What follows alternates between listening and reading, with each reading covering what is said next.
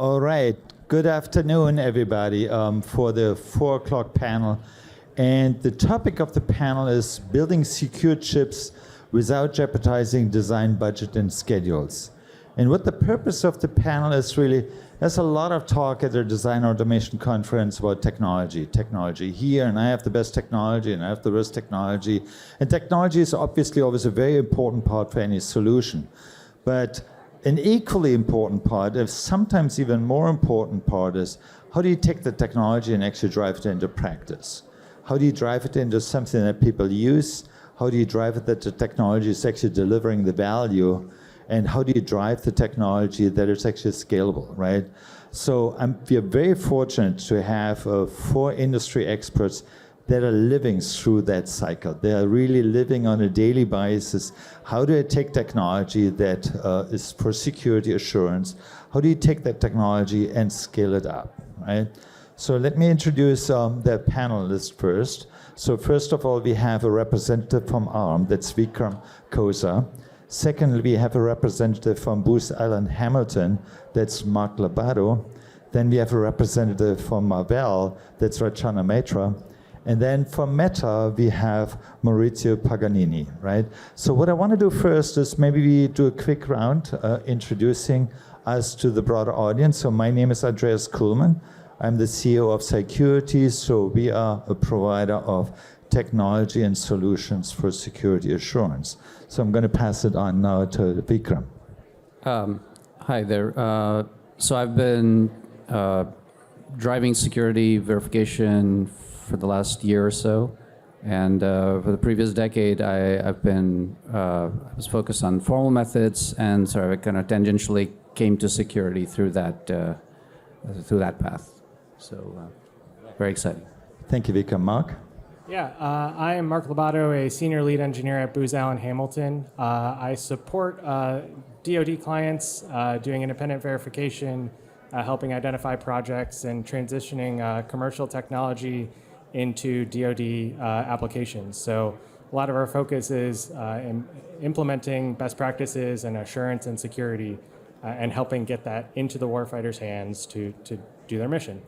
Right, Mark. Thank you. Rachana. Hi, I'm Rachana Mehta from Marvell Technology. Pleasure to be here. Thank you for your time. I have 26 years in the experience in the industry, but 23 of those years is in validation, and the last 3 years in product security. I'm the corporate SDL lead at Marvell, and just pointing back to my background of validation, it seemed like it led automatically me into this field, and to my surprise, I figured out that, the traditional validation does not even scratch the surface of product security because it's vastly different. We're looking for something beyond spec. The tool set, the mindset, the strategy, everything has to be different. So it's a fascinating world, and I'm delighted to learn and talk about it. Thank you. Awesome, Rachana. And then Maurizio. Yeah, hi everybody. It's Maurizio. I'm with Meta, currently taking care of what we call the Agile Core Engineering Solutions. That spells ACES, just a little bit. And I was brought actually in Meta 5 years ago to support the growing security team for Silicon and Reality Lab applications in general. Awesome, right. So what we're going to do, I prepared a few questions for the panelists here to go through, but we want to make this very interactive. So there's a microphone over there. So if you have any question, any follow-up, please don't be shy and just get up and ask a question. So let's start with the first question. And this is just an observation that we at Security actually have this year at DAC, but it's not only at DAC. We see a significant increase of the interest in security technology. Coming to people to our booth, coming people interactive on our website and so on. So I want to ask the panelists. I mean, what do you see in the industry? And when I mean the industry, I mean your customer base. I mean, you guys deliver silicon, right, for particular usages. What do you see the interest on security? Is it growing? Is it steady this year? What do you see there? Absolutely. I think a lot of it has to do with, for example, at ARM, our concerns from our partners. They're putting a lot of pressure on us and under a lot of scrutiny on security, and that's part of it. And of course, then there's the sort of a lot of research and the errata that the research community has been finding. So that's kind of the other vector. Yeah, Ratana. Yes, I'd like to add to that. I think I'd see two type of responses over the last 12 months. Of course, with the quantum computing, there's a rise in awareness that we need to be PQC's standard compliance. So anything that was CNSA 1.0 compliance, there's a rush to become CNSA 2.0. If a product has already taped out, there's a motivation to see what we can cover, what checkboxes can we do with firmware. That's one aspect. But I think there's still a fundamental struggle, to be honest. Overall, the holistic approach to implement product security, there's still somewhat of a reluctancy in the mindset in the generic product line. I say this because, we don't fully comprehend that this is a must-have. There is still this notion of this being a nice-to-have. We are making drastic changes at Marvell, obviously. We have a security development lifecycle mandated on all products. That tells us the process dictates us that we think about security from the birth of the product, from architecture level. But how rigorously do we really implement it, that still comes under the cost justification. So that mindset still needs a big push. Makes a lot of sense, right? Mark, representative from the DoD/government. Yeah, so hardware security, the big hacks from like Spectre and Meltdown, I think the Bloomberg article of devices being inserted possibly in the supply chain, that really kicked off a lot of research and development in the DoD space. Seeing programs starting to adopt this from the day one is still a struggle. We'll get to that in a future question, I think, but challenges around like the requirements that are put into programs so that the subcontractors developing the chips that then get put into systems do the required security implementations. The other challenge is it's expensive still, and these teams that are actually implementing devices are small.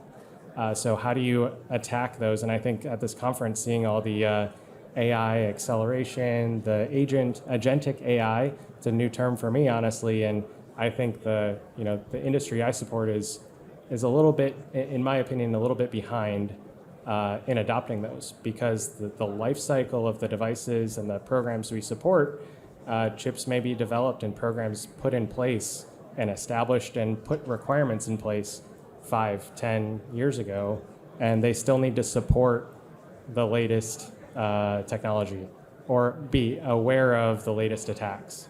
And there's not a whole lot of budget to go back and do upgrades to address security alone. Thank you, Mark. Maurizio, representative of a social networking company, but in particular also with a consumer, right, a product.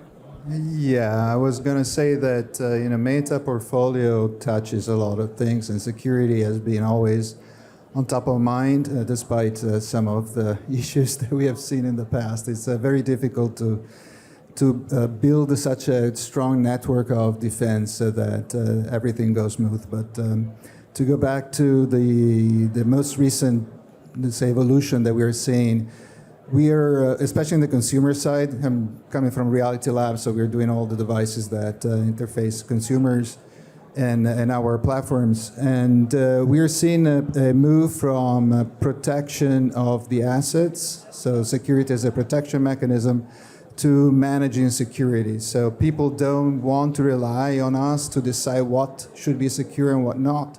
They are asking us to provide them the information, the tooling, the education to decide for themselves what should be allowed and what not. And we're also seeing quite an evolution in the newer generations. They don't have the same sense of privacy and security as older generation.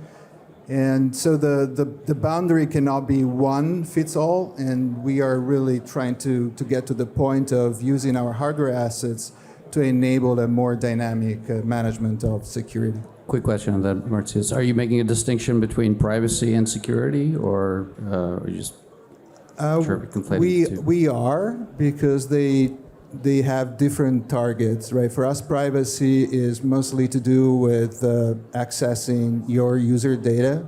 Right. Security is more your integrity and the integrity of the data. And then we should overlay also safety, because as consumer devices that are intended to be used on a daily basis, someone could also try to use them to get you into unsafe situations. So it's also personal. I think some of safety. the things you were describing sounded like sort of privacy policy and giving user control versus ensuring security. Right? Well, privacy definitely is the one that has most discussion, right, about what level and how do you tune. But also, if you think about the security and safety, we all individually have different tolerances and thresholds towards those concepts. And really what we're getting from the user base for the Ray-Ban Meta and the other smart glasses that are in the market is that people want to have the power to decide. They don't want to have Meta or any other corporation decide for them. They want to tune and tailor what is their threshold for acceptance. But it is a good question, right? I mean, from a business perspective, right? I always think, security is very seldom a primary business objective. It's very often the underlying secondary objective to achieve a primary objective, which is very often safety, it's privacy, is data protection, right? So and security is more foundational layer that ripples really up there.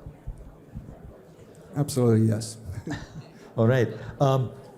Again, right, I would like to invite the audience, right? If you have any questions, any comments, please go ahead. And I think you have a first question coming from the audience. Are we on here? Yep. Yeah. So Adam Kamira from Battelle Memorial Institute. So Rashawn, I think you really nailed on something which is really sort of critical to security, which is cost. And in my mind, really before you can start to create a cost model for security, you have to have sort of the underlying metrics for security. And I think one of the issues that at least I see, I've been wrestling with this question for years, is how do you actually start to create quantifiable metrics for security? And then how do you start to standardize that? And then how do you get them adopted into the practice so that we can come up with things such as cost models for security? 100%, right? Without a metric, how do you justify the cost, right? So and how do you quantify, I actually made progress. How do you quantify, is it good enough, right? All of this, but maybe that's something we can interleave, in the discussion. Very good question, thank you. Yeah. So let's go to the next question, and then please, keep that in mind. Metrics, how do we ensure that we're actually good enough? So the second question is, how do you prioritize security despite limited resources and tight timelines? So it's related to that question, right?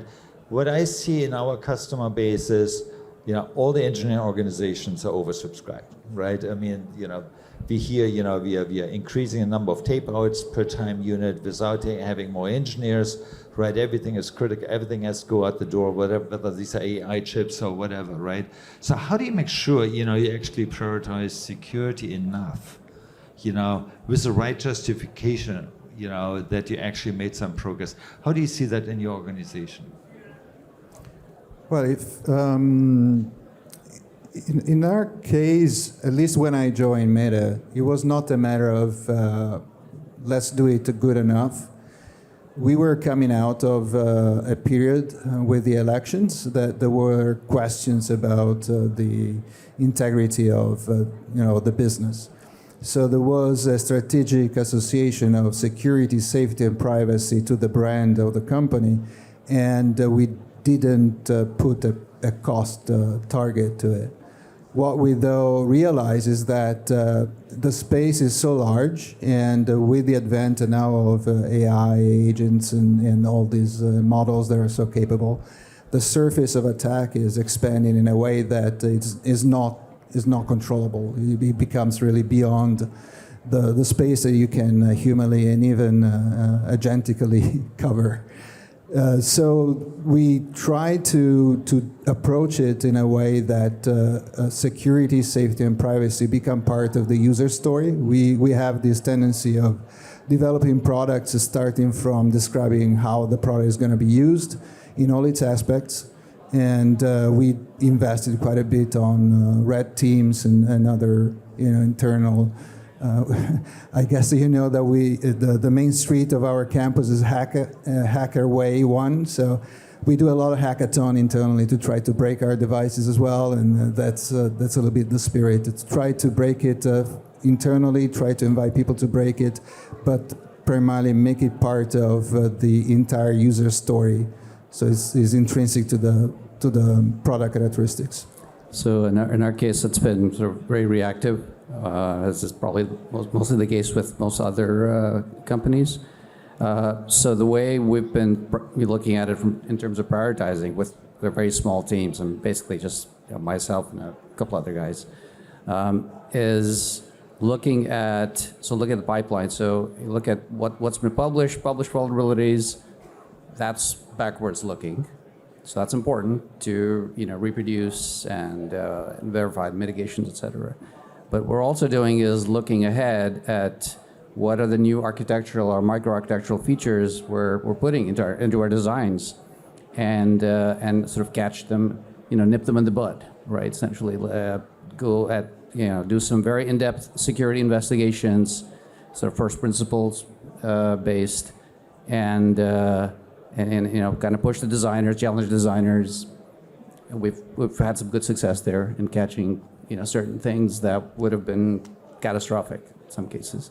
I think you're in a very interesting space, right? If you look at processors, right, or any speculative processor, where Spectra, there's not a month going by where there's a new Spectra variant coming out, right? I always feel very sorry for you guys, right? We always have to kind of look back and go back to previous versions of CPUs. And there's such an army of people, they just love to hack ARM processors, right? So, big fat juicy targets, right? Yeah, but it's really good to hear from you, right? And that there's more priority given now to be more proactive, and it's the Spectra meltdown and all the variants, and that's non-trivial. That's non-trivial. This is not just a little test here, a little test there, right? Absolutely. Yeah. Andreas, if I can say something on this topic as well. Sure. Yeah. So, everybody gets it that the cost, if there is a breach, that cost is huge, and the reputation loss with it. Everybody gets that. But to proactively do something, people are still thinking, oh, it's not going to happen to me. It's human nature, right? So, this is the struggle I think we have in several of the companies in the industry. And the way I see we should address this, there needs to be a global business model change. I'm taking the term I heard in a previous panel. I like the term. It kind of resonated with me. We have to understand none of our devices work in isolation. We're some way connected. And all our services are for humans, right? Some way. Either their data protection or their security protection or privacy. To me, the line between privacy and security is a little bit blurry. Some privacy breach can lead into a security breach. But all in all, I think if we can create some sort of a basic mandate, as we are all connected, that we have to abide by certain compliance, that would help level up the priority. And then the other thing is, it needs to be a selling point for products. Right now, that is not necessarily always the case. Like I said, at Marvell, we've deployed this process, security development lifecycle. You have to think about security from the get-go. But then often we hear that our customer asked for nothing. So that's why that global business model is important. Everybody has to demand it. Then we can all lift up together. And then finally, I'll say that, I feel like if I could put my mom hat on and tell everyone, would you ever jeopardize the security of your kids? You would never, right? That is always the topmost priority. So why are we second-handing the product security? I don't get it.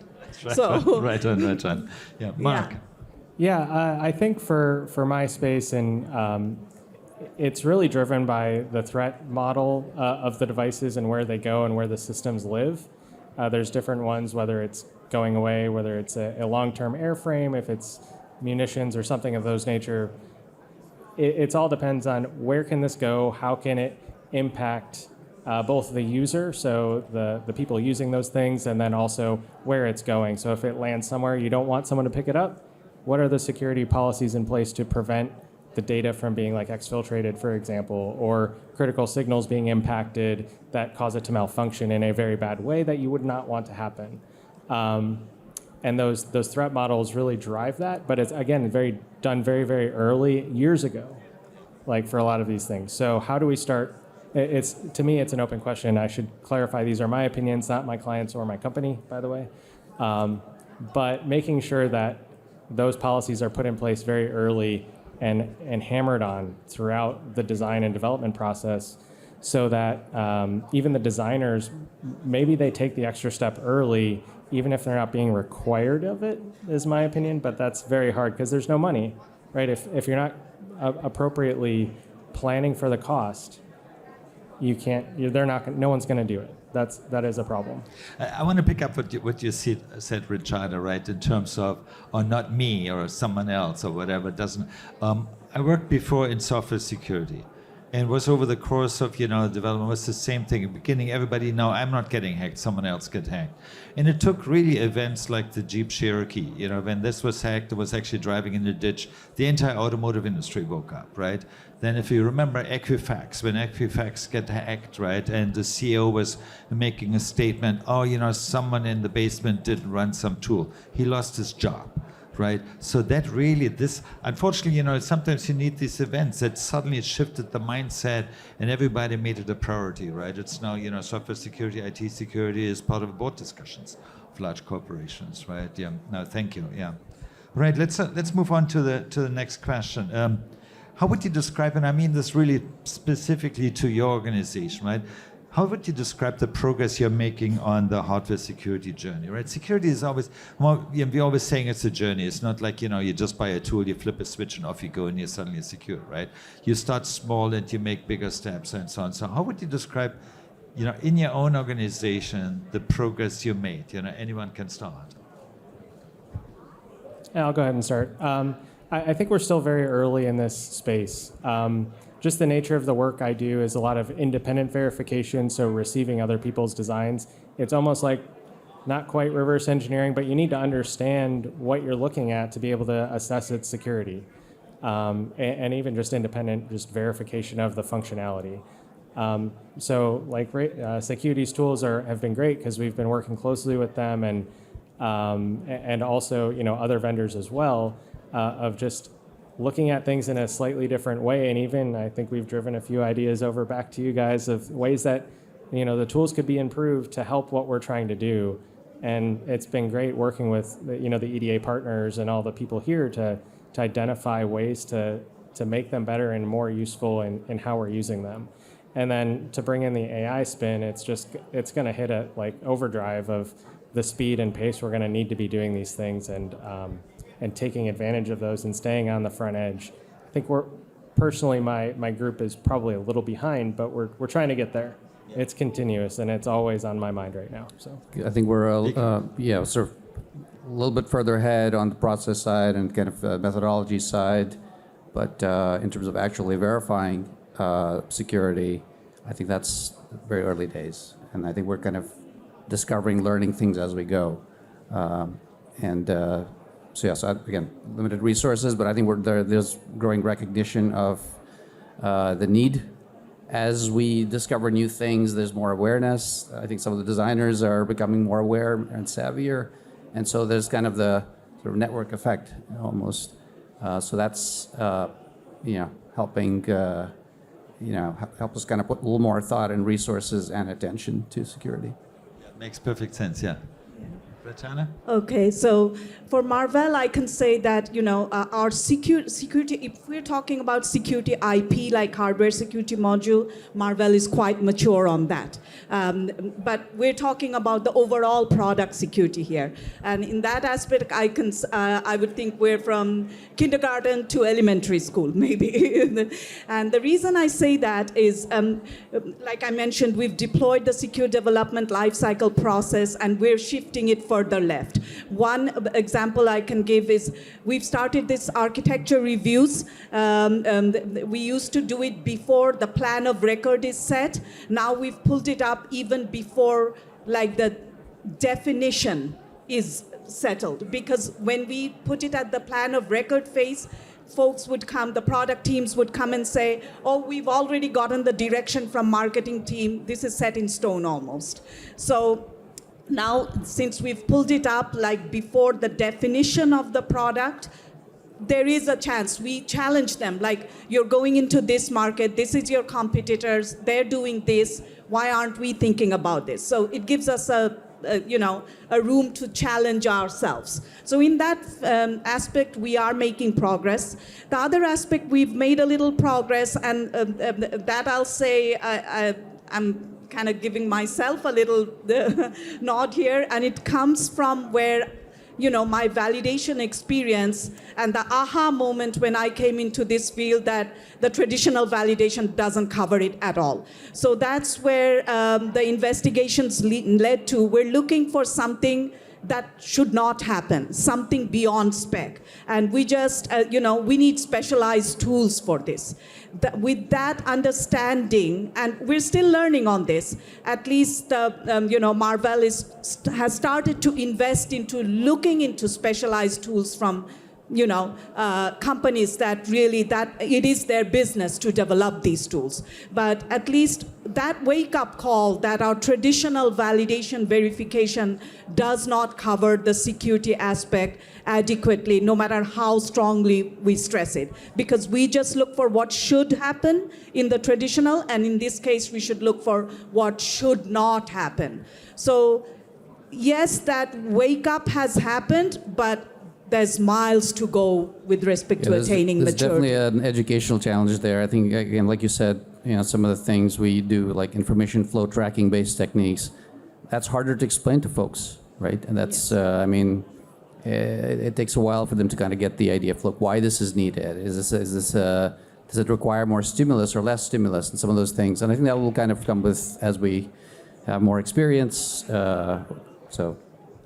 I think one of the things we observe in our customer base is security does not have a traditional core owner, right? So we always have to work with multiple teams. There's, of course, a product security team. Then you have designers/architects, and then you have the DV team, right?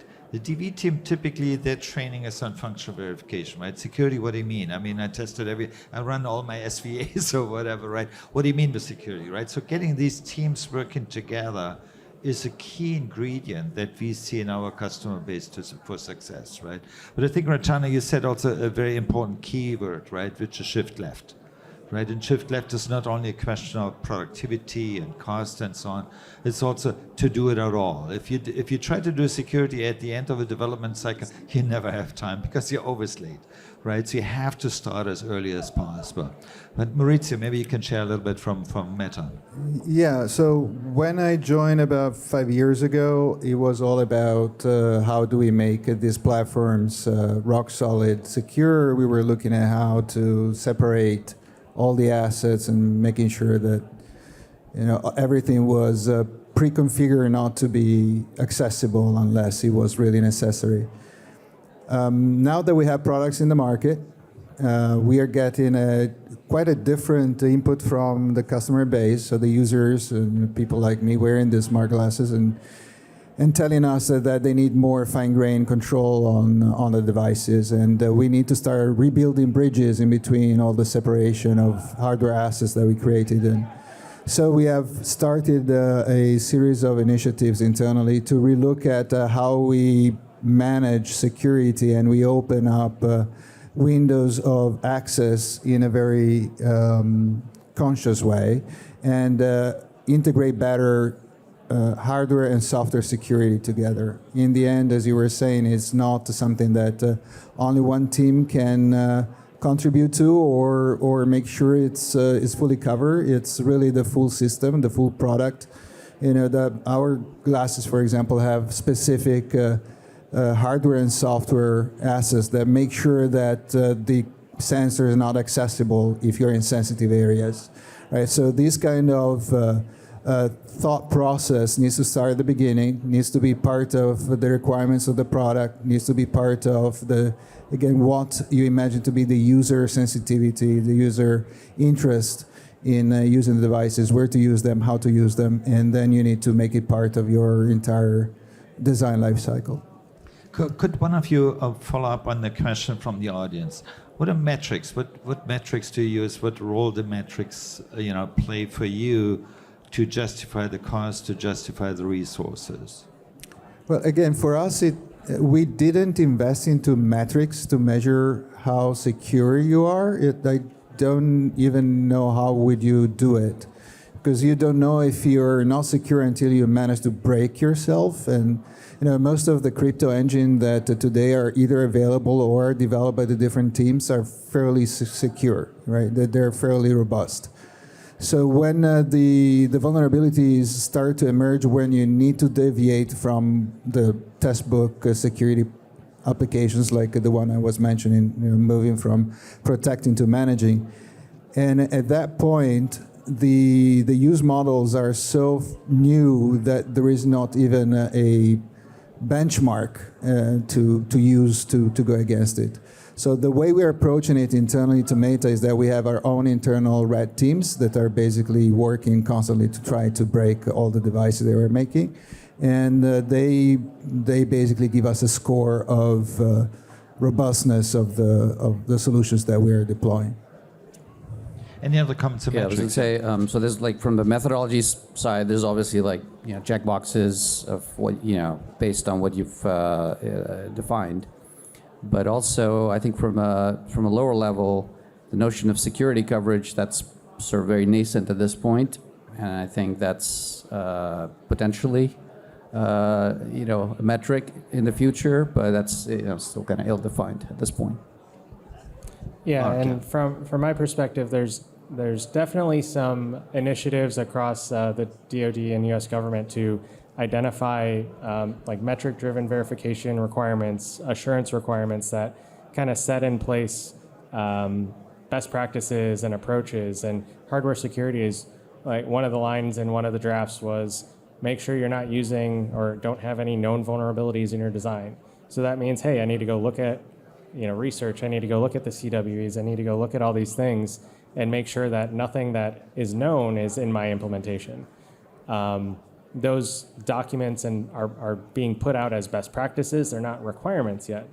And I think that's the next step. So once the security policy metrics coming from like security coverage metrics and things like that, as they become standardized and more approachable, they can be put into the requirements to be developed with that in mind. Makes sense. Yeah. So- Go May ahead, I add to Rajana. that? Yes, I'm very happy to hear that something might be coming. Hope it's soon enough, because I think that's what we're missing now, quite honestly. There is no industry matrix to measure how good we are or do we have any security measures or not. All product development teams, they build products to PPA, and there's a matrix for each of them. But how do you measure security? There was this concept mentioned that measure it against CVE, CWEs. I think you're hinting towards that. But that itself, how many of the CVE, CWEs will be really applicable to the product under test? That itself gets into some Right, controversy, yeah. right? I mean, I guess it's sort of a linting approach. Yes, almost, yes. Right, Yeah, there's 123 CWEs now, and I need to go look at someone else's design to identify are any of these in my design. This is where the tools that are being talked about here are really useful to help accelerate what I'm doing, which is go look at someone else's design, try to break it. Right. I think that's potential where something like LLMs or AI can help, perhaps. Like a spec. Sorry, did I cut you off? I was going to say, I think LLMs can. I have some evidence that LLMs can make some sense out of designs. They can understand design structures, et cetera. And if that combined with a CVE, a list of CVEs potentially, that's one way. Right. I think our mindset is very much spec driven. So when CNSA 2.0, it's coming January 2027, it becomes a mandate for, certain product lines. So in that case, that's easier. We can measure against that. Did we check all the boxes there? But are we vulnerable to security breaches? That's still, I can't wrap my mind around it. And it's definitely when we, talk to tool vendors, we always ask, how is your formula scanning for the known CVEs, CWEs? That is kind of our way of trying to measure it. So that's the only tangible way I can think of now, but I think that is an area of brainstorming among this community. I want to also follow up, Mark, what you said in the DoD, and we are very involved in that, right? Essentially defining standards. What does it mean essentially? Evidence-based, security assurance or metric-based security assurance. There are also, industry standards, right? There's the automotive standard, 21434. That defines essentially, a methodology, and that defines a process to make sure, the chips are indeed secure and can be certified for security. So that is a journey, I think, that has just begun. And I think over time, I think things will be refined. It will be driven also by a lot of experience, If there are vulnerabilities that are being discovered, that helps, for example, CWEs is a typical example, is very much driven by what's actually happening in reality, right? Maurizio, I think you wanted to make another comment? It passed my mind. It's all right. I'm sorry. No. It's okay. It's okay. No, I was actually thinking about the functional safety in automotive, right? And it could be an inspiration for that. And I think also another industry that is not normally associated with security, but has spent a lot of money in protecting their assets is all the DRM world, right? All the Netflix and the HDMI consortium. So that is another type of protecting assets that establish a good framework for measurement and testing that probably is going to come handy in the larger space. All right. No, thank you. Right. So let's move on to the next question. Now, what challenges do you see? And I'm not talking about technology challenges, right? Let's talk about organizational challenges, right? So maybe, we have 8 minutes left on the panel, so maybe quick comment from each of you. Well, I can tell you that for our security team, the most difficult thing right now is to move from the paranoid mentality to the product-focused mentality. So what can I open before it becomes mission critical? So that is a paradigm shift that it's happening. I think it's harder than the other way around, where we were saying before, what is secure enough, right? The product team's not understanding why we need to close doors to secure the product. Now having the secure engineers trying to move away from what is a very strict and static model to something that is more dynamic is definitely a challenge. No, thank you. Who else? I was going to say, there's, I think, two things. One is there's an education problem just in terms of security verification. I already mentioned designers as well as verification teams. And the other thing would be sorry, I think I lost my train of thought. The second one, I'll come back to it if I remember. All right. Okay. Yeah. From my client space, it's the siloed nature. I mean, the U.S. government and DoD is not one monolithic organization. Everything down to a product line, down to a system, is a separate entity. They're a separate company in a sense. So getting standardization and best practices and requirements to propagate across and knowledge share across all of them, unless it becomes a requirement at the DoD level, it's very difficult to get it propagated down into each one of those.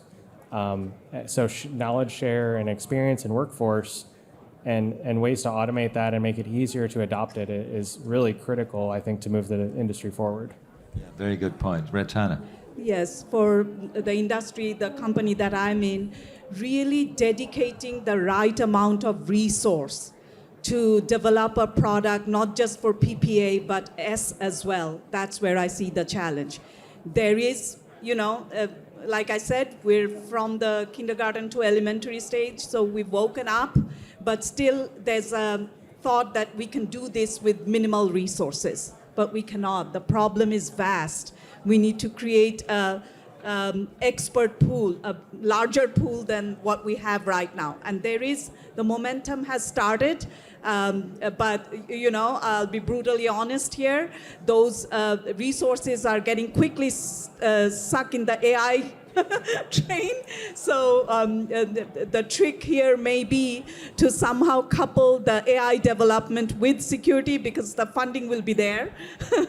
And I'm just being brutally honest here. But, there is some resource, but I don't feel that is sufficient. Getting the right amount of resource and time built into the product development schedule is where I see the challenge. I mean, I think it was alluded to earlier. I think it's in my mind, it's not necessarily hiring more people. No. It's just educating, Yes. having champions within each team, right? Both on the design side, verification side, to pick up, understand security better, being able to understand security implications of new features, et cetera, and then also learn, the tools and the flows to actually verify security. Yep. So having, each kind of distributing the problem amongst people who already have other things to do is just another skill set. Yes. All right, question from the audience. Andreas knows me, so I'm not afraid to jump in. But to me, I look at this as there's inputs to a system, and there's a transfer function from those inputs to the outputs. The way the bad guy gets in is putting an input that causes an output that shouldn't be allowed, right? So they get you to reveal data and so on. So I would break it into identifying your design each input point, and it could be the instruction set, for Spectre or what have you, or it could be, the stream of requests coming in for a device, and just really doing a coverage map. Is there a way to get protected data out using something from the input, as a way to just divide this problem into something that's tractable, you can start reasoning about, but I throw that out there. Yeah, I mean, I think that's one thing we're trying to get to is sort of a security exploration, not just, things that you can think about, or even just, like I mentioned, first principle analysis and extracting the assets and the potential vulnerabilities, but also just doing more spreading, casting a wider net and looking at the inputs and outputs and see if we can propagate things out or in. I think there is, though, a new paradigm that is settling in with artificial intelligence. For the first time, we're dealing with a technology that doesn't have a deterministic output. And so predicting what is going to be the output given a set of input, and whether or not that same set of input is producing the same output is not a given, right? So this introduces a totally new paradigm that not only enlarges the surface of attack, so you can compromise the models, but the models themselves can evolve into being dangerous. So we need not only to protect the devices and the users from outside, but also from inside. And that, I think, is one of the challenges that we are going to work on quite a bit in Meta. Very good. Can I skip Yes. you? Oh, okay, one comment, quick one. Yeah, one quick comment. The other challenge is security vulnerabilities can be introduced differently at various stages of product development, right? It could come in the coding phase, or it could come, like you think you've tied up all the knots, but after the netlist, the optimization, another security vulnerability could be opened up. So that input-output checking, it needs specialized tools, and it needs to be regressed with the tool for that development phase. Again, that requires money, and that's where not all companies are willing to pay that yet. Very good point. Yeah. So we're almost at the end, but I want to at the end I want to ask you all, right?